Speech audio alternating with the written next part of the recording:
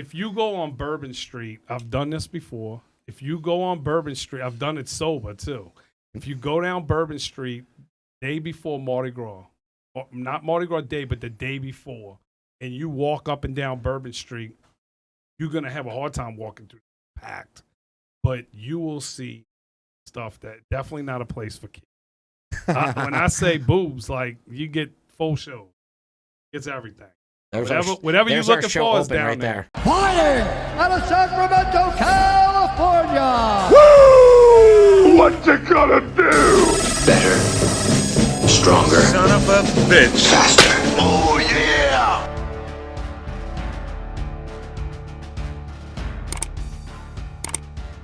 All right, guys, today I have a very special guest, Gary Scheffler from GOATA. GOATA stands for Greatest of All Time Actions. It is you guys specialize in you could say it, movement. Yeah, it's a movement based. It's a observation based theory. We built it through slow motion video, so it's just some observations we made in crawling derivatives of babies, like early childhood development, first locomotive pattern. Looked at indigenous cultures and things like that, unscathed by Western civilization, super athletes. And then we also looked at the elder population that like the pin relays and stuff like that. So we was able to identify a pattern that was consistently safe in all of those.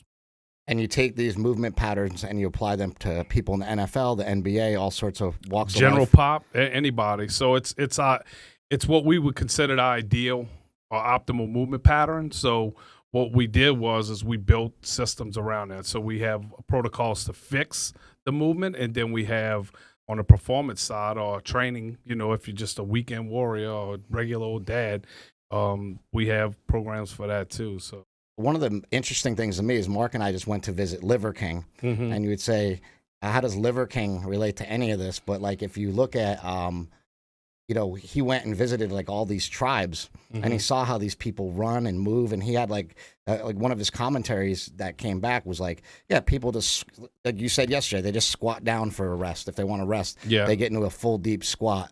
Their feet are straight, their toes are straight.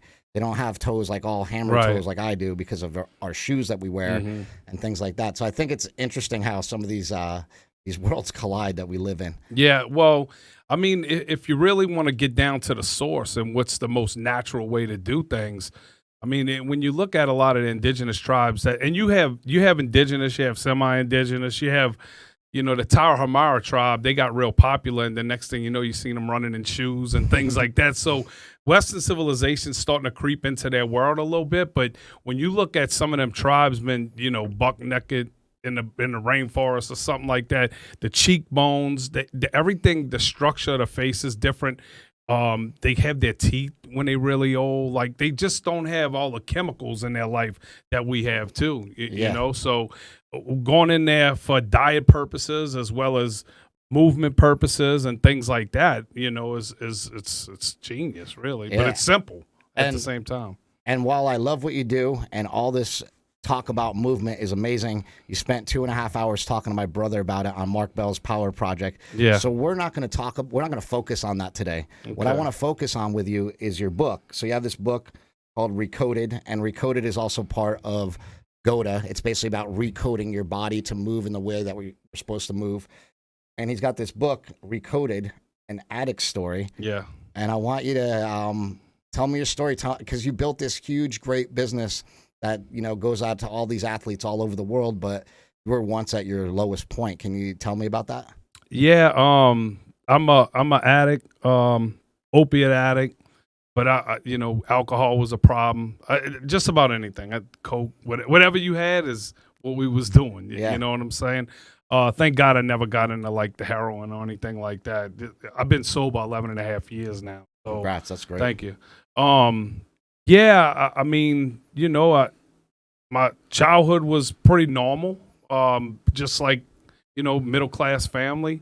Went to Catholic high school. I had the resources that I needed to, to make it and not be an addict per se. But made some decisions along the way and some choices of my own. I actually got hurt playing ball. when I was out of high school and college and all. So I was just running around playing this men's softball stuff, chasing the dream, you know. And I got hurt one weekend, went to the emergency room, and they gave me a cortisone shot and a bottle of Vicodin. And it was downhill after that. So basically just one visit to the doctor's office to get some Vicodin. And how did that progress, and what level did you take it to? Well, I mean, you fast forward about 10 years from there, and because it was like 99, I got hurt. And then I went into treatment in 2010.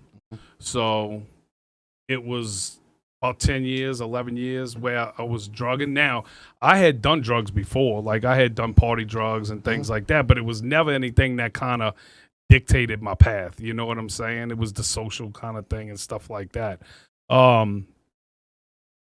But I ended up, 40 pain pills a day, 40 somas a day sometimes. And somas will knock you out. Like I told you the story about me being basically passed out on the phone talking to my producers while I was making Bigger, Stronger, Faster, because I didn't know what soma did. I took a couple of those and took a couple painkillers. My producers had called me on the phone, and I was like slurring my words and that's when people really start to notice. Is when you start getting into a drug like that, where the pain pills are one thing, but now they you throw the soma on top of it or something like that, and it creates this blend that you don't even, the world's going by you and you don't even know it's happening. And you wake up sometimes and you're like, man, what happened? Or it's what do you think you were scary when from? you think about it. You said you had a normal childhood. Yeah, I mean, I had. So we grew up in an athletic family, and my sister played college basketball. My dad was a rec director. He was a coach, a local coach in the area. So I think there was a lot of, for lack of better words, like daddy issues there. You know what I'm saying? Like I was trying to make him proud in a lot of ways. And I mean, my parents argued and stuff like that. I wouldn't say it was anything more than what typical parents do or whatever. It was normal to me. It might not be to the Cosby kids. You know what I'm saying? But I think it was I wanted to please my dad, and I probably in my eyes would have never done that. Now today, it's a different story. Like, our relationship's completely different and stuff like that. But it was one of the biggest things I remember, like in high school, was like I had, I don't know, it was a game, a high school game, bases loaded or something like that, and it was end of the game or something, and I hit a double with the bases loaded, cleared it, and I could just still today see my dad standing up there in the bleachers, cheering. So I know that there was some kind of connection to it like that. My dad drank a little bit, but it wasn't nothing that everything that kind of happened with me was like when I got introduced to it, I was like, man, I like that. Yeah. That's all you needed. Yeah. And then I felt like when I was playing, I would pop a few pills or whatever and go play, and it almost felt like it made me better. Yeah, you're also like very much like a people person, like a community guy. Like I see, like, when you come into the gym, you're just talking to everybody here. Yeah. You're introducing yourself to everybody, and it's like, I think that having good people around you is really important in like staying sober. And I see you do like, you have like a lot of community, you have a lot of support. You're always on your phone, like, hitting up people for business, but it's like still like that's your community. This GOATA thing has become a community, and I think that like people need something to believe in order to remain, on the right path and things like that. My biggest thing is I was born and raised Catholic too, so and I'm not a big religious person, but I feel like I'm very spiritual now, which I didn't have an understanding of spirituality. So that whole greater power thing, when I got into to rehab, and I went through a behavior modification program. I didn't do like a 12-step program. I went to Odyssey House of Louisiana, which is in the New Orleans area where I'm from. That's interesting. I haven't heard, like, what is that? Because I went to a traditional, 12 steps. I went to rehab, and then on top of that, we did 12-step through the rehab, but we also did other stuff at the rehab. So the behavior modification is basically structured to where you enter and you have no like tenure, so your age don't matter. Like you could be 60 in there or you could be 18. When you go through these different tiers or different levels of, like, I did a 5.5 months inpatient.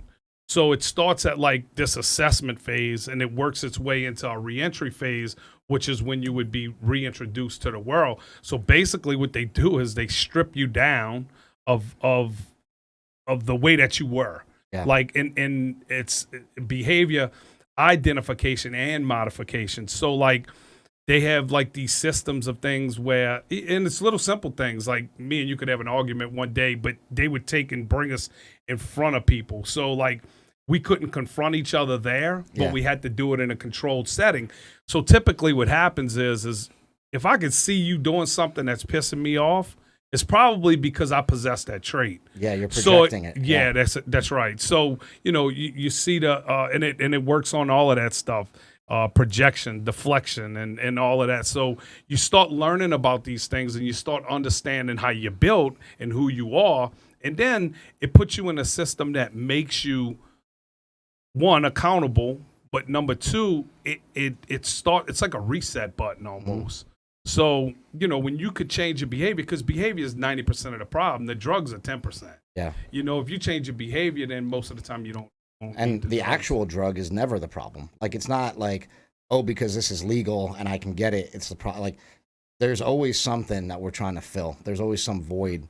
Yeah, we're trying, something we're trying to run away from. Absolutely. And I think that's a thing that people need to come to grips with. I think, like, beyond the first step of sobriety, which is to admit you have a problem, you need to really also like come to grips with the fact that that you really, really need something to help and something to believe in. You need all those qualities, else you're never going to get there. One thing you said I find really interesting is that you went for 5.5 months, and I think that's important for people to know as well. A lot of people would come into rehab and they'd be like, I'm here for 30 days, Well, some people would only get 15 days because their insurance would only cover 15 days to unwind a 25-year heroin habit. Yeah, that don't work. That's not going to work. No. And that's why 80% they say fail. A month a year at least. Yeah. Like every year you've been drugging, you should at least get a month. I went for 3 months, and based on the evidence that I had at the time when I was making my film, Prescription Thugs, they say you should go at least 90 days. Yeah. At least. And I found it, I have to be honest, I actually loved rehab. I went to 2 rehabs. Went to the crappiest rehab in Santa Monica, which was filled with people that just got out of jail. And then I went to like one of the nicest rehabs in the world, and I spent half the time at both of them. And to be honest, both of them were really, really valuable to me. Like I took a lot from it. I felt like I was in trouble with my family, even though I wasn't. Like Mark wasn't mad at me. Nobody was mad at me, but I felt that they were. Yeah, right. I felt everybody's like disappointed. I'm the loser and I'm in rehab. They just want you to get help. Yeah, and my circumstances were so odd that I ended up my mom basically got on the phone and called my producing partner of Prescription Thugs. My mom, God bless her, she was so smart. She said, "Who's that addiction specialist you guys interviewed for Prescription Thugs?" My buddy said, "Oh, his name's Richard Tate. Here's his number." So my mom called him and said, "My son needs help. He needs you." Yeah. She's like, he went and interviewed you, and he needs you. And that guy picked up the phone and called me, and he said, "Get your ass down here." Well, he didn't have enough room for me at his nice rehab. So he put me in this crappy rehab, which we think he did on purpose, for 20 days. He goes, "Listen, in 20 days, you're going to be in the nicest rehab you've ever been. So don't worry about this. This is just part of the process." A little humility don't hurt nobody. It was a lot of humility, especially like going from just having directed. My first film went to Sundance. My second film went to Tribeca Film Festival and was doing the rounds on Netflix and everything, called Prescription Thugs, about drug addiction, Yeah, and you need it. And I'm in rehab, Yeah. Yeah, it's kind of one of them things where your family's not the feelings that you get are internal. So it's not you screwing up. You know what I'm saying? You're letting them down. So the energy that you get from them because of the behavior that you possessed is negative. So you take it as, it's kind of like you create it, and then you upset because they mad at you, but really it's all. What was your last day like? Do you remember that? Well, I got a chapter in the book called Out of Time, and it's the first chapter of the book. And basically, what it is I had this Boost mobile cell phone thing, because when you can't keep up with a plan whenever you on drugs. Yeah. I tell a lot of people that was one of the biggest things that I knew I wasn't on drugs, is because I haven't changed my cell phone number, and I get a full tank of gas every time I buy gas. You know what I'm saying? It's little bitty things like that kind of. I've been there. Yeah, right. Yeah, you got not in the change pile yet. You're not in the change pile yet. No. When McDonald's had 39-cent cheeseburgers, I was in college, so I remember those days of scraping up. I have 39 cents to go get a cheeseburger. When you start hitting the change stash, that's when you know you're at your last. Right.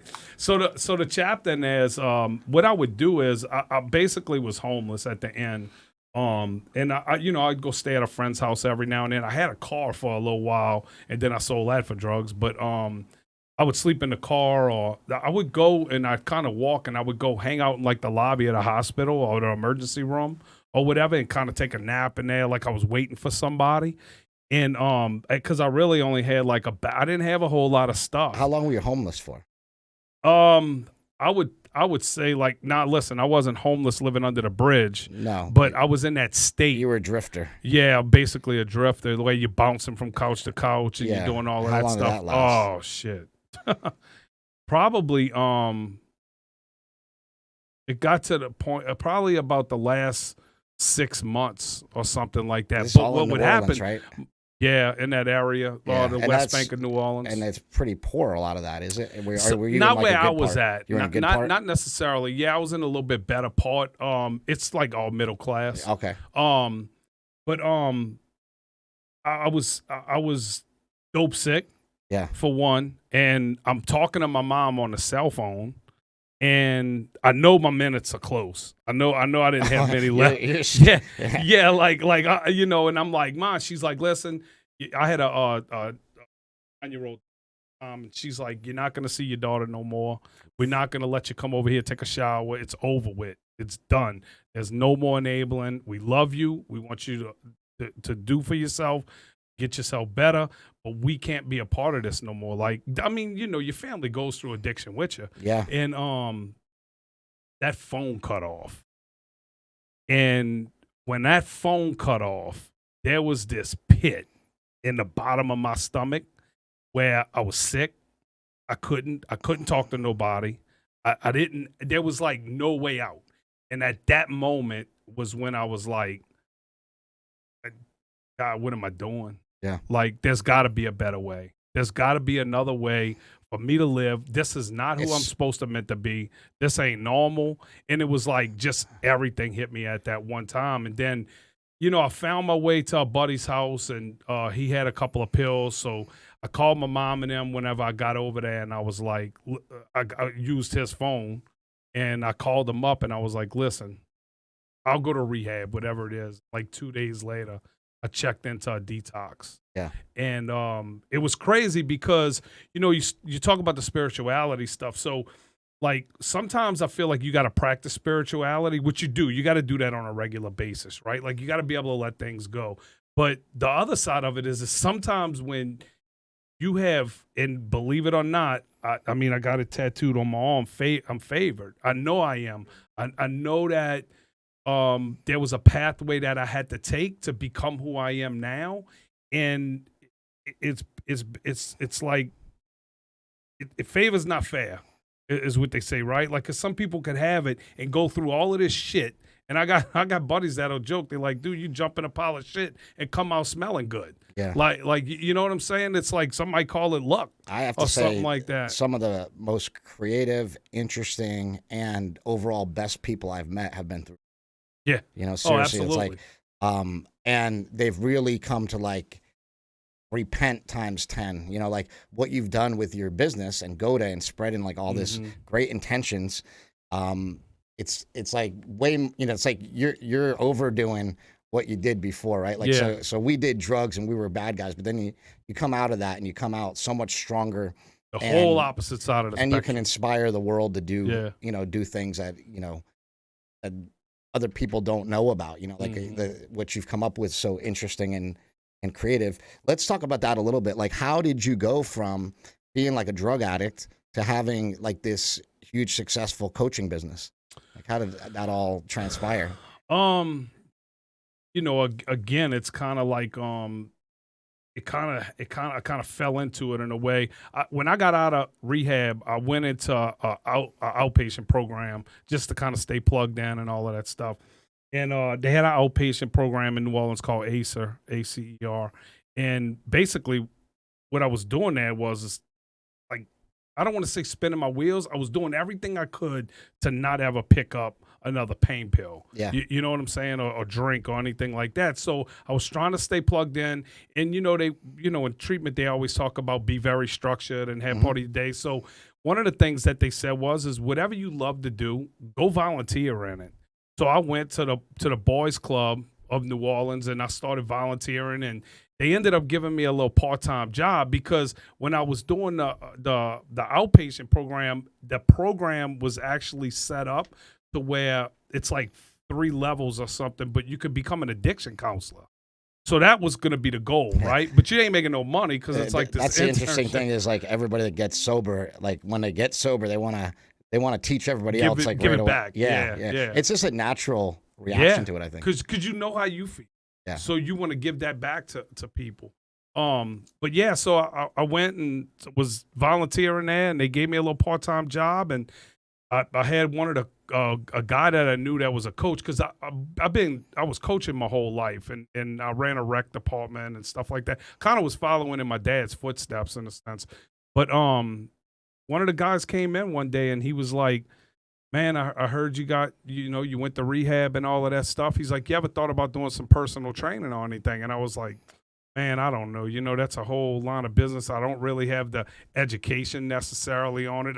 He goes, "But you're a coach. If you're a coach, you can motivate. You know how to move people." And so he's like, "Look, I got a kid that needs to lose a little weight that plays for me. I'll link you up with his family or whatever." And I started training that one kid. And I would do a session, and they pay me like $35 an hour, and I would go back and buy me a agility ladder or go buy a couple of parachutes or something, and I started building like that. And then, about 6 months after that, the summertime was coming, and they had they got a new director at the boys club, and that guy that they put in there, we kind of butted heads a little bit. So they had this big summer program where you could work 10 hours a day, and it was like, man, I'm making nothing. I'm cutting my sister's grass and cleaning her house and trying to go by a family member's house and clean their bathroom, whatever it was to make a couple of dollars to start giving something back to my ex-wife to help with my daughter was what I was trying to do at that time. I was just trying to get a little redemption. You know what I'm saying? And, man, the guy was like, "Man, we're not going to use you for the summer program. I just don't think your boys club material and all." And then again, you kind of go back to the spiritual base, and it's like, it's crazy. Dude, it was just God closing that door because he had something bigger for me. Yeah. So I go and I'm like, man, you know what? Fuck it. I'm going to give this training shit a shot, and I'm going to go ahead and I'm going to reach out to everybody I know and let them know that, I'm sober, and and I called a couple of guys, and I had a good friend of mine, Elgin Woodside. He's a baseball coach, and he had a little travel baseball team, and he sent me about 6 of his guys, and they were paying me $50 a week, and so I'm making $300. I mean, I didn't have nothing. $300 goes a long way. Spending that much a day on drugs, I'm walking to go do these training sessions. A buddy of mine comes along. He's like, "Dude, I got a bike in my backyard. Take the bike." And so he gave me his mountain bike or whatever. And it was like all of these little things along the way that when I started to take some stride for myself, people was willing to see it, and they help you along. And they say the harder you work, the luckier you get, meaning that there is no luck, and you just keep working hard. And things start it's happening. kind of whatever you put out into the universe, you're going to get it back. Which is interesting because that's the same with GOATA. I asked you the other day, how long will it take me to touch my toes? And you're like, depending on how much you're willing to put into this. Yeah, like, right. What do you want to invest? Like we can get you there. You gotta invest. Yeah. Yeah, and then how did you find out about GOATA? Because you have some partners in this. You have Gilly and you have Ricky, right? There's all these people involved. Yeah. I don't know. So Gilly it's Gilly's brainchild.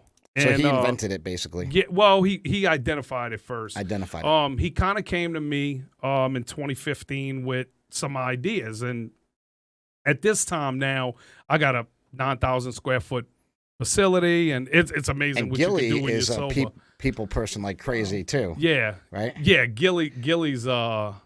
Gilly's great. He's the.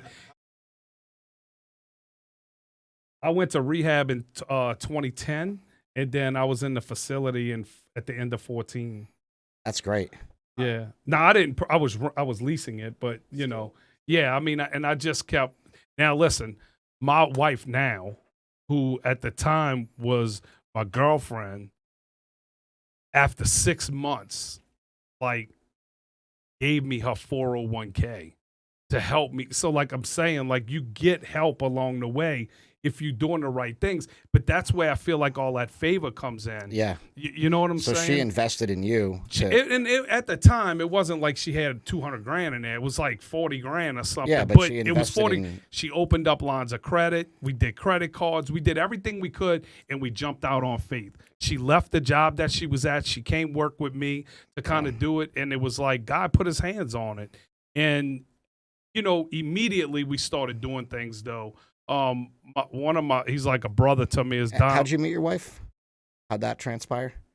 We met her through one of my best friends' daughter went to school with her daughter, and she was actually picking her up from her house one day, was where I was first introduced to her. So it was like kind of crazy the way that happened or whatever. But 6 months later, she's giving me the 401k, and then we was engaged. You really are a good talker.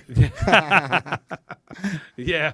Well, she saw something that, she didn't know the drug side of me. Yeah. She had no clue who I was. And then she learned along the way, but it wasn't like. But it's beautiful. She didn't have to see that. Like it kind of helped a lot, because she probably would have been like, yeah, right. Like, I don't know if we could do this. Yeah. But, because, at that point, nobody wants to give you money, Nothing. however sober you are. Yeah. But, and that's the best way too, because you got to learn how to do it yourself.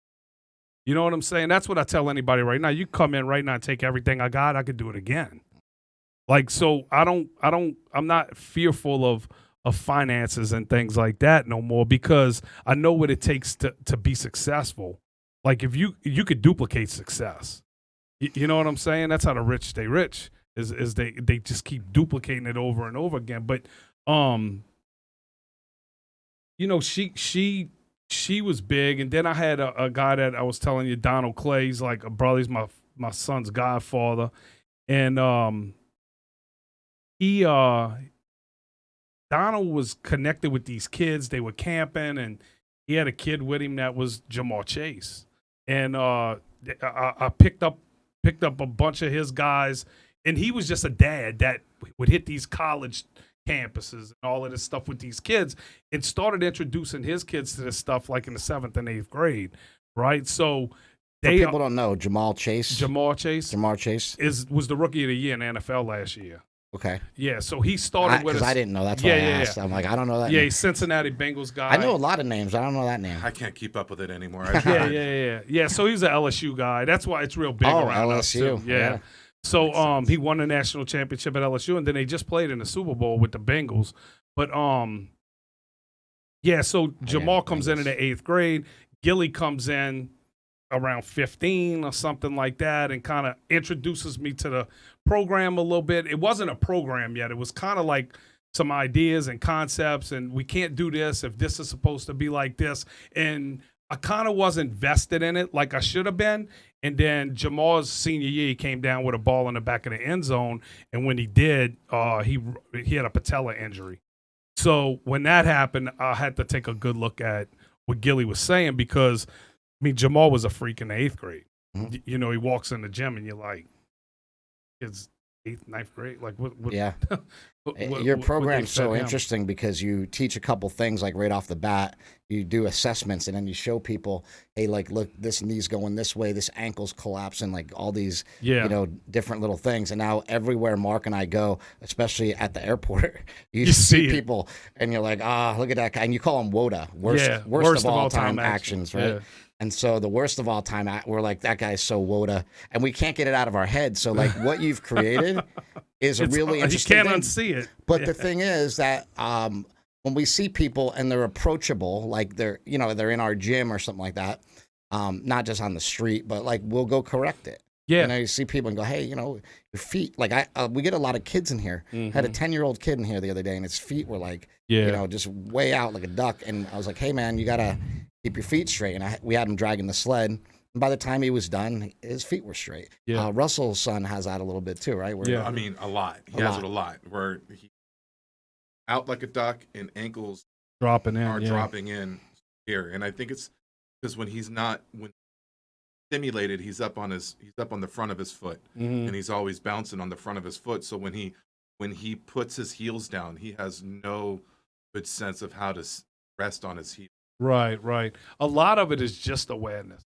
You know what I'm saying? Yeah. Telling a kid, and I always tell people, like, if somebody says, hey, man, you could have duck feet. I'm like, well, why they don't make prosthetics like that? why they always straight? Yeah, they're always straight. Yeah. But yeah, I mean it's a lot of awareness, and then once you see it, the biggest tip for you, and that you gave me in keeping my feet straight is the second toe, right? So second toe explain straight. That because I'm not going to explain. Yeah, so you want second toe straight, meaning if you had a laser pointer, then you would want that to point straight in the direction that you're headed to at all times. From your second toe, not your from big the toe. Second toe, yeah. And why is that? Why is the second toe? Is that the way your foot goes? Well, what happens a lot of times, it's usually the toe that should be the straightest. A lot of times what happens when people wear shoes that are too tight and stuff like that, this. Yeah, the big toe starts to turn in and stuff, and it'll start shifting them all. But if you use a second toe, it's kind of like what we got from Ed Reed, Simone Biles, Deion Sanders. I mean, not Deion. Ed Reed, Michael Jordan. Oh, okay. They were kind of slightly looked a little pigeon-toed, but and that's one of the big misconceptions too. Is we're not saying be pigeon-toed and bow-legged. That's not what we're saying. Yeah. We're being straight foot, second toe straight, which can look slightly pigeon-toed, especially when you've been duck-footed for a long time. Yeah. It may feel pigeon-toed, but it's not. And then the other thing is to be in your back chain, meaning hips back, not hips forward. A lot of this stuff for me is it's very difficult because I am bow-legged, naturally. So I got to try to. You got a little overbow. Yeah, but like some of this stuff, like we were just playing around with your app. You have like an app, and you can just like what I like is the simplicity of things. Yeah. And so it was amazing to me to see that like, I downloaded your app, and within seconds you sent me like a bunch of exercises to do. But it's only 3, right? It's like very You start. Well, you kind of had the hip issues and stuff like that. So we don't want to waterboard your nervous system with the program because a lot of people will do that. And listen, if you're somebody out there that's looking to be recoded or something like that, you could go to the website. But if you're dealing with a GOATA coach and they don't have you in the app, then that's a problem. Yeah. Because it will be a problem. You guys have coaches all over the world? We have we had about 200 coaches, I believe, from around the world go through the cert. You probably got about, we got it designed where if you're paying a renewal fee every month, which is $40, which is not a lot. You kept up with the current information, the updated exercises and protocols and things like that. So, if your coach ain't plugged in, then it probably could be something that they missing or something that's changed. Because, I mean, we started the certification in 18, I think, or 17, something like that. A lot of people are big on like knees over toes and Ben Patrick and stuff like that. I've learned a lot of things from him that have really helped me. But you guys are like, there's like a lot of differences, right? Like, what would you say makes you guys like stand out over stuff like that, or just makes it different than? Well, I mean, the difference between us and everybody else is that I believe the observation. And another thing that we have that a lot of people don't have is we have an elder side of our observation. In other words, we went and looked at the 80-year-old tribesmen that could still hunt. Yeah. We looked at Ida Keeling, 104 years old, that could still run 100 meters.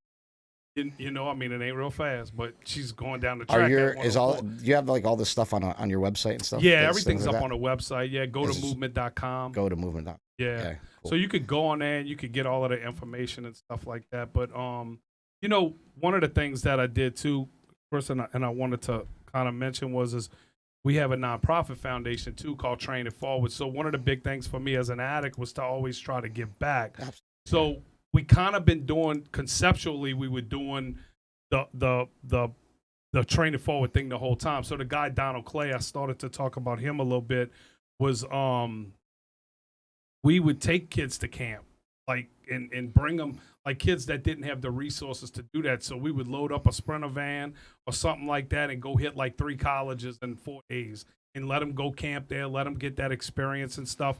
We've paid for ACT prep for athletes, got them tutoring, just a whole, but you know, kids that couldn't afford training, we kind of put them in the program. So the goal of the program is you know, New Orleans is kind of becoming, it's a beautiful city. It's got beautiful culture, beautiful people, but it's becoming worse and worse with crime and things like that. So one of the things that, you know, you don't put people go to jail, they come out worse. Sometimes they go into rehab, they come out worse. But the goal is to fix, right? The only way we could do that is through education. I know when I got sober was I had to go find out about myself.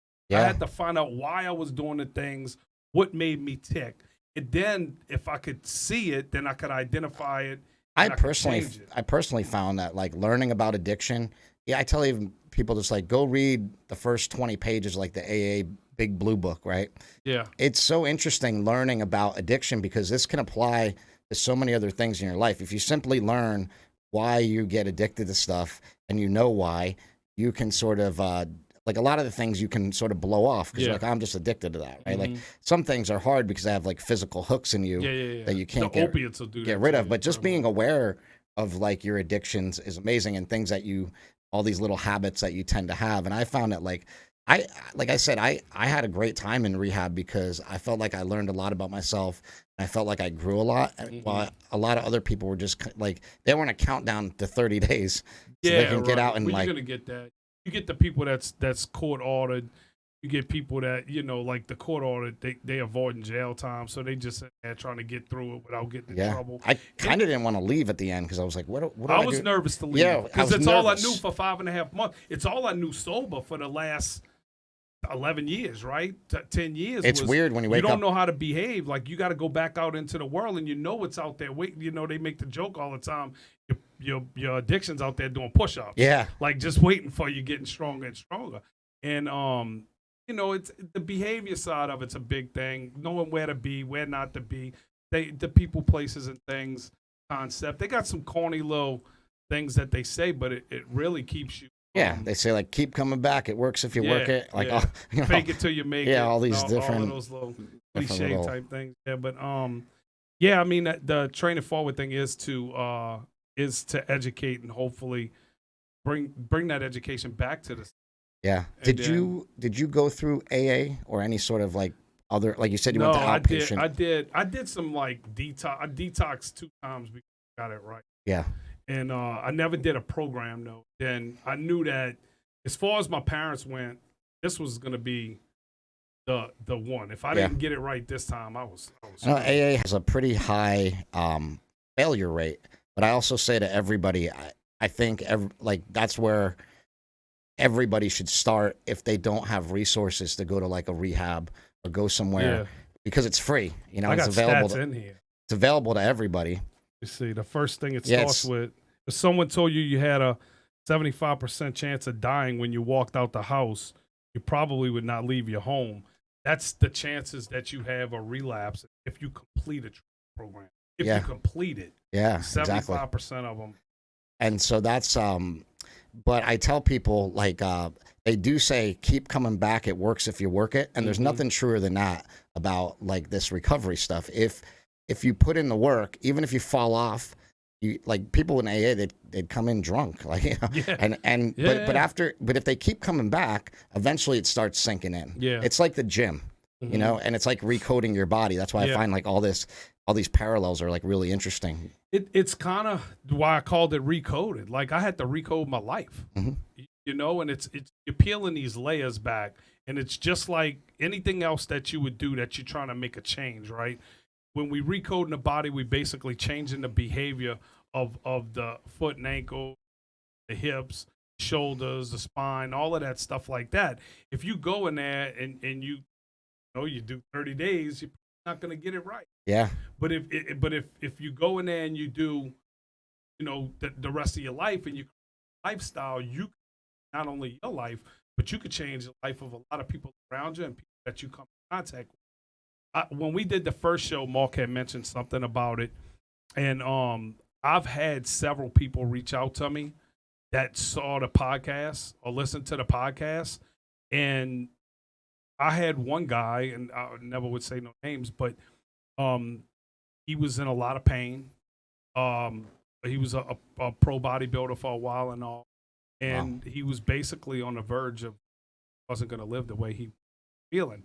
The medications wasn't helping or anything like that, and it was crazy because when he reached out and we started having some conversations, it kind of became more of like a meeting every time. Yeah. You know, it wasn't just about the training or anything like that. So we talked about accountability and some things like that, and not just accountability in life, but in accountability inside of our program, like doing what you're supposed to do. And not, you know, hey man, I don't feel like doing it. Well, you got to do it. Yeah. And man, he, you know, last time I talked to him, he was all happy and just sounded different. When I was in rehab, I created my own little group, and I had like 5 guys in it, and I called it Sober Lifting because we're in a we're in a sober living house. Yeah. But I called it Sober Lifting, and we would get up early because we'd have to be at a meeting every morning at 7 o'clock. So we'd get up at like 5:30. Go to Gold's Gym in Venice, and then come back. Like I'd go bring like these 5 dudes, like they'd all pile in my car. Yeah, we'd go work out, and then we'd come back to Malibu, and we'd be like, when that first meeting came around, we were all awake and ready to go, and all the girls are all sleepy and tired, and like, you know, but we had already worked out and trained. Yeah, and like I don't know what became of those kids, but you know, I think it was a great thing to use exercise as part of the rehab as well. Well, it's a positive. You know, you're gonna have, you know this, Chris. You're gonna have that same personality. The addict side of the mentality don't ever really go away. Yeah. Some people say I put it in work. I still fight it all the time. Yeah, I mean, some people like I've done gamble before, and you know, I never did any kind of substance again, or any kind of alcohol or anything like that. But I've bet on sports before. Yeah. I go shopping. Like anything that I could do could be done excessively. I mean, I got a membership on StockX where you buy the Jordans. Yeah. And it's like 3 pairs show up in one day. I relapsed. My wife's like, "What are you doing?" I'm like, I relapsed this weekend. I had Sour Patch Kids. Yeah, right. It's not on my diet, you know? Right. But like that's the way I almost look at it as that much of a failure. It's like if I do something like that, I'm like, man, I was weak. Well, food's like that. And then I'm like, was I weak or was I just like having fun? You know, like I don't know. Well, Sour Patch Kids ain't gonna kill you. No, it ain't gonna break the bank either. Yeah. So that's the thing. You know, when I went to rehab, they were the big ones though. The big Sour. Well, you gotta watch. They will kill you, just very slowly. Yeah. So that's the thing is you have to identify what is recreational for you and what you have a problem with, right? Yeah. For some people, candy is not recreational. It's a problem, right? And they say in rehab, because I would always ask like, well, why can people smoke and they drink coffee and like all those things are addictive? They're addicted to that stuff. Yeah, and my guy, he said you have to take care of the addictions in the order that they're killing you. Yeah. So like alcohol could kill you tomorrow, the drugs can kill you tomorrow. These other things are going to kill you, but like way down the road, maybe, you know. Yeah, I would. The cigarettes is bad for people. I never did smoke. But what about marijuana? You ever get into that? That's good. It wasn't like my thing. You know? It's so ubiquitous out here and legal, and so like I don't even use the word sober anymore because I'll smoke weed, but I don't have any sort of like addiction to it or anything like that. So I don't really use the term sober necessarily for myself all the time because I don't want to lead people in a direction saying like, hey, this is okay, or I condone. I don't condone it. I condone it for myself. I'm making my own adult decision. to use that. I use kratom. I know a lot of people have gotten upset over the fact that I said I'm sober and I take kratom and like whatever. I mean, those are really strict AA rules, right? And the way I look at it is, is, live that way, it'll be okay. Yeah, you know what I'm. Yeah. I got a lot of friends that smoke. I know a lot of people that smoke whatever, and they more successful. Yeah, you know what I'm saying? Like it's. I guess it depends on. It's that whole mind altering and controlling type thing. That. Just like I said, like, dude, I know I was addicted. I don't necessarily want to say I was addicted to food. I was addicted to being able to go sit down and power through a meal. Yeah. You know what I'm saying? What are you into now? You said work. Well, works. Is food still a thing for you? Like a problem? Food's or something I battle, yeah. You lost like 25 pounds or something, right? 20 pounds? I was up to 240 at one time, and I'm probably hanging a little bit under 250 right now. Yeah. Overall in the past few years, but I got down to 225 and I stayed there for a long time. Yeah. And then I went down again, but it's like, man. What are you eating down there in New Orleans? Shit. Well, we don't beignets, or what are they called? You got beignets. You got, dude, it's not the place to be on a diet. Some of the best food. In the entire my country is in New Orleans, my buddy Luke Hawks, he was the guy we were telling you about. He's on that Young Rock show. He plays Stone Cold Steve Austin. And but he has like his own wrestling league down there or whatever. So I went down to visit him, and he took me that beignet spot that I guess is famous. Cafe Du Monde. Cafe Du Monde. Yeah. Dude, we sat there. Yeah. I kept going back. I'm like, these are too good. I'm just gonna keep getting Dude, more. The coffee's good there too. Yeah. We sat there. They got the Cafe Olay. I had one in the airport on the way here. We did like the horse and buggy like loop, right? So like we ate there, and then we did the horse and buggy loop, and then we went back there. That's what I'm saying, man. My city's it's just a beautiful place. It's got so much culture. It was really, really cool, but it was really humid. Yeah. One of the cool things I did when I went there is there's a guy, you would know his name. He's like Mr. Mardi Gras, and he has Blaine Kern. Yeah, so Blaine Kern is a big wrestling fan. He came to Luke's wrestling show, and they invited us to like his warehouse. Where they have all the Mardi Gras floats of all time. So there's like Wizard of Oz and Kiss and The Simpsons and like you name it. There's like all these floats. Yeah, and we like went and toured his whole facility. And like the guy was just such a nice, cool guy with like this cool ass museum, and I guess he owns like half of New Orleans or something. He's got a little money. Yeah, needless to say. You know, it's funny. I couldn't tell you the last time I went to a parade. Well, yeah, because you live there, so it's not exciting at all. It's more, you know, if you're a tourist, or if you're somebody that don't live there, it's definitely an experience. Yeah. You know what I'm saying? It's one of them bucket list items that, you know, it's something that you got to do. It's not crazy. I just go for the boobs. Yeah. You know what I mean? Like, hey, it's like you can't beat that. You just have some beads. If you go on Bourbon Street, I've done this before. If you go on Bourbon Street, I've done it sober too. If you go down Bourbon Street day before Mardi Gras, or not Mardi Gras day, but the day before, and you walk up and down Bourbon Street, you're gonna have a hard time walking through. Packed, but you will see stuff that definitely not a place for kids. When I say boobs, like you get full show. It's everything. Whatever you're looking for is down right there. That little clip, that's our show open. People are like, I gotta listen to this. Right. Yeah, there's some soundbite, huh? Yeah. Yeah. Yeah, but it's definitely it's just that environment is not for me no more. Yeah. You know, I'm not interested in being around. One thing is, I'm not interested. It's one thing when you're drunk in a place like that. Yeah. Being sober in a place That's like what I'm saying. that. I'm not into parties anymore at all. Like I don't want to go to parties and hang out anymore. Yeah. But if you're drinking, it's a blast. You know, it's like the most fun thing. Yeah. But if you're the sober guy out there, it's like that's what how do you I do act. for fun now? In your sobriety, like what's fun now? I'm here with you. Yeah. You know, I mean, I travel a lot. My job takes me That's interesting. You came out here, so you're a really busy guy. You have this huge coaching business. What made you want to come out here and really work with Mark? Like, not that Mark's nothing, but I'm saying no. But I'm saying like what Mark, made you when want he to come called out me here? back this time, he's like, "Hey man, I'm gonna take care of you. Come on out." Yeah. Or whatever. So, but the thing is like me and Mark talk at least every other day. Probably. You guys seem like you clicked really well. Yeah, like I think there's a connection there between us where you know, he and you even said it, like y'all had a lot of coaches and teachers and stuff in your family. So I think that's where the connection was. When Mark reached out to me, it's funny because, you know, everybody talks about my voice and how I sound or whatever. Cajun man. Yeah, and I'm like, I don't notice it, but, you know, everybody says I got this strong accent. And wonderful. Barely noticeable. Wonderful. Thank you, Just man. barely I appreciate noticeable. it. Thank you. But I told Mark told me, he said, man, when he saw a video or something of me on the turf at my gym, and he's like, I want to do with the accent. Yeah.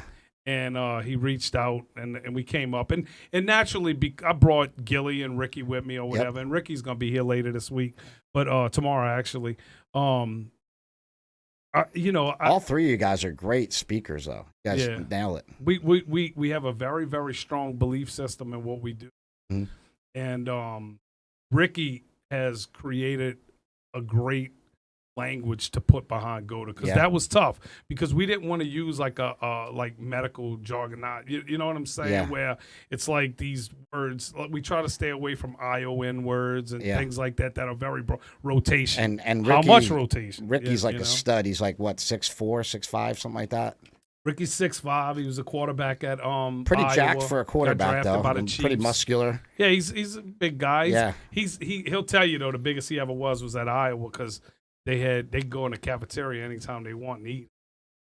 He was like 245. He's probably about 2. Yeah. So you before we get going here, I wanted to ask you about this, because as an addict, one of the things that I struggle with it, because you go online and people will bombard you with all sorts of dumb stuff, and like I tend to like want to react. You know, like I'll talk about a carnivore diet and people are like, that's crazy or that's stupid, or like, I want to like blast them out. I do, but I think it's because of like my addict mentality. I don't know, but yeah, how do you deal with people that a lot of people doubt you guys, right? I mean, we get a lot of pushback. Yeah, what do you do? But with I mean, pushback? we push too. Yeah, you push back. Yeah, I mean, I do. I'm not. I've been trying to be better about that, but you know, it's you get people on there that'll say stupid shit. Like, you know, I can't take advice about training from a fat dude. Yeah, it's like then. You know, and then well, look at every NFL coach. I was just about to say, I'm like Andy Reid. Yeah, Andy Reid's not shredded. Yeah, he's not the picture of health. Yeah. You know what I'm saying? Like one of the best coaches that ever lived, though. Yeah, He's right. Awesome. No doubt. I just, you know, some of it I ignore. Depends on who it is. If it's a real person, I'll try to talk to them. But if it's like, they got a lot of meme pages about us. Like they make. Well, look at Mark is shredded, but he can't move like you. You know what I mean? Right. So it's like people got to look at the things that. What are you coaching? What am I teaching? And that's one thing that we in our lane. We try not to. You know, we know why things happen. I got 22,000 entries in my iPad. Over 22,000 entries. That's 22,000 things that I've looked at. Yeah. Over the last since 2015, and you get a lot of pro athletes and coaches and stuff on your Instagram too. Like I was the other day, just you know, your phone had like a notification that says Quadre Ishmael. Yeah, I'm like, I know him. Yeah, you know, that's the Rockets' brother. You know, he's actually a certified GOATA coach. Really? Yeah. And it said, and he said he commented on your post, and I was like, dude, that's so cool. Like I just saw that. Yeah. Like I got his jersey hanging in my office. And so he's actually been to my home, and you know, you got a lot of great support as well, is what I'm saying. On the flip we got side a lot of people that's reputable. More people, they coming. Yeah, more and more people are coming. We actually just had our first MLS soccer team reach out to us and talk to us about some stuff. If you look at every sport, Chris, the injury rate skyrocket. Yeah, it's not getting better. And then COVID hurt. You know, a lot of people. And I think a lot of people like online. They like to argue. But we talked about this a lot with the Liver King. It's like, well, we basically think the same way. So, like, why don't we just unite? Like, why don't we come together rather than like, that's wrong or that's wrong? It's like, I actually think like everybody's got a little bit of right in them, you know, which may sound crazy. But I always feel like even if I'm watching a video on a vegan diet, there's something I can probably pull from that and utilize myself, or something that I didn't know. You know, so rather than go blast that guy out, I'm like, I don't really agree with that. I'm not going to just go along with it. But at the same time, rather than barking back at them, I guess I'm trying to be, I'm trying to learn to be a little bit more accepting and open to like, hey, that's a good idea, but maybe look at this, you know, Right. rather than just blast people. I think that I think everybody has good intention. Mm-hmm. I think that the bigger that you get up the scale becomes, they got a guy that he kind of took a shot at us out the blue. I didn't even know who he was. Pat Davidson, know him? He's like in New York or something. He's got about 80,000 social media followers. No, I'm just kidding. Oh no! And he's a guy that actually he runs like this communist page. Like if you comment on my page and you say something negative, I'm not taking it down. You don't care. I don't care. Like I want everybody to put their opinion up there, and if you're there for a real conversation and you're not trying to prove me wrong, like in other words, if you're questioning what I'm saying, cool, because I could show you 100 different ways that this is true. Have you ever had an opinion sway you where you're like, huh? Not really. See, that's To what you be just hon- said, though. You're being so generous. The ratio of people that are actually looking for honest information versus just trying to dunk on you Yeah. is really, it's not 50-50. No, it's Most not people at just want to drag and dunk. Yeah. Yeah. And you kind of have yeah. to know, fuck those guys. That's their Don't dopamine. pay any attention to them, but someone Right. that has a sincere question, that's who you want to give your Yeah. energy Well, to, right? you know what's the trip parts is like I know there's a couple of big time trainers out there because I could tell in the way that they speak and stuff on my page that they using fake pages. They'll have no followers. They don't follow nobody. There's no profile picture. Most of and them, they yeah. coming on there and they saying some stuff, and it's like, okay, now you done showed me a couple of things. Now you showed me that you're unsure. You're not sure about what I'm saying, and it makes sense to you some kind of way because you got to talk to me about it. And then the other thing that it says is, you're a little bitch. Right. Yeah. Like, don't stand behind a fake page. It like you gotta come up and talk. I tell anybody, I don't care who it is. Anybody's open and welcome to come down to my gym and sit down with me and go through the education on this stuff. I think like what Elon Musk is doing with Twitter, actually, he's trying to get people to verify that they're real people, right? Because like, or just like, if somebody's not verified, there should be a different check mark next to their name. So, you know, it's just like a bullshit comment. Because like so many of those comments are, like you said, these cowards who will never say, it'll never say who they are. They're completely faceless. Yep. And it allows them to sort of get away, even if they're trolling, like even if they're just like, I just want to make you mad. Yeah. They can get to you because you're like, man. Yeah. Well, I put my time and my effort into what I'm doing, my passions in what I'm doing. And not everybody has to agree or like it. They could say, hey, this is cool, but I learned a different way and blah, blah. Great. We'll have that conversation. And if we don't agree at the end of that, then we could agree to disagree. Yeah. And then move on professionally. I have plenty. Listen, I don't have to, like, I don't sit down and break bread with everybody I know. Yeah. You know what I'm saying? I have a very small circle. You know, as an addict, like, you close that circle.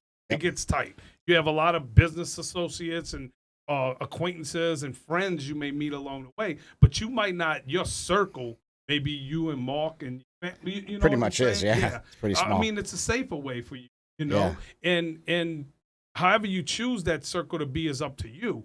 But, like, that's like, I don't have to, it could be somebody that I have I got a couple of guys in my area I don't agree. Yeah. But we, on a business level, we have a relationship that's cordial because at the end of the day, I know that they're trying to make people, they're not trying to hurt them.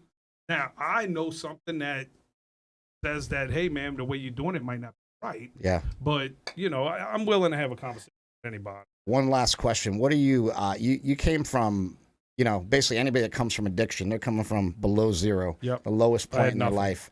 And now it seems like you got a lot of great things going on. What are you the most proud of? My family, my oldest daughter, my baby. Awesome. And why? Because I have them. Yeah. You know what I'm saying? Like, when you lose that, I lost my oldest for a while. And, you know, getting that and then having that and then knowing that I could be a father again is that's the big, having my parents proud, things like that. Hey, made dad proud finally, right? But not Yeah. not the path you intended. Right.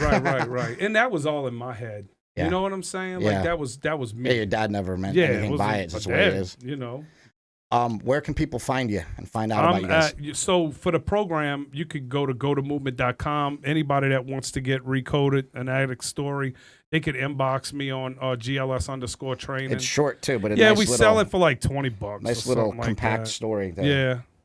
Get you fired up. Yeah, it's maybe a 4-hour read or something like that. That's great. If you sit down with it. I can't wait to read it. My goal was to get it into rehabs and stuff, right? I wanted to talk to you first before I read it, so I'm going to read it this week. Is it on Audible by any chance? It is. You could get it on Amazon. Did you read look it? Look up Recoded Gary Scheffler Addict Story. Did you read it? I didn't read it. I want to hear that voice. Some people, well, your voice is amazing, but some people are, you were just saying this the other day, right? Some people are just amazing. There are some people that are really good. Listen, honestly, I've never read the book. You just wrote it. You dictated it? I had a ghostwriter, and I hired him, and we must have talked for about 60 or 70 hours. Yeah. And then I think that's a great way to do it. This stuff. And then my wife read it. My daughter had wrote this thing while she was in high school about me getting sober and they had to write about a hero or something like that. So that story is at the end of the book. Yeah, everybody was like, dude, if I wouldn't have cried listening to like what you're gonna hear my voice when you read it to you. Yeah, you'll know. Yeah. But once they got to her, just to hear it from a child, and then me and my daughter's talking right now about possibly her writing a book. Like through the eyes of a child growing up in an addict home. So that's and then being awesome on the other side of it too. So I think it could be something good, and I think it'd be good for her. She's a journalist student. That sounds ripe for she's at LSU, like a movie if it was done right. If you have the right people doing something like that. There was a movie, I don't know, movie like that with a dad and his son though, based on a memoir that I've been meaning to watch, and do you know what I mean? It was a drug movie. Yeah, we'll have to look it up and bring it to you. They got that 21 Days was pretty good with Sandra Bullock. Yeah. You seen that? Yeah. Yeah. There's not too many good addiction movies except for Train Spotting. It's not really an addiction movie, but you got yours. You got your Prescription Thugs, and then you got the Pharmacist. There is a lot of the Pharmacist. He's was great. from my area. Yeah, you know him, right? Yeah. The Pharmacist was good. There's also the Great Crime of the Century. I think it was on HBO, a documentary about opioids. Yeah. There's also that show Dope Sick that's on Hulu. Yeah. That's a really well-made show. Dude, that's something you don't want to be. Yeah, that's the worst. Terrible. All right, buddy, we're gonna get going. Yeah, go to movement.com, GLS_training on Twitter and on Instagram, and then Facebook is Gary GLS Scheffler. All right, buddy. Appreciate Great having you in, man. Yeah, appreciate you. All right. All right. And we out.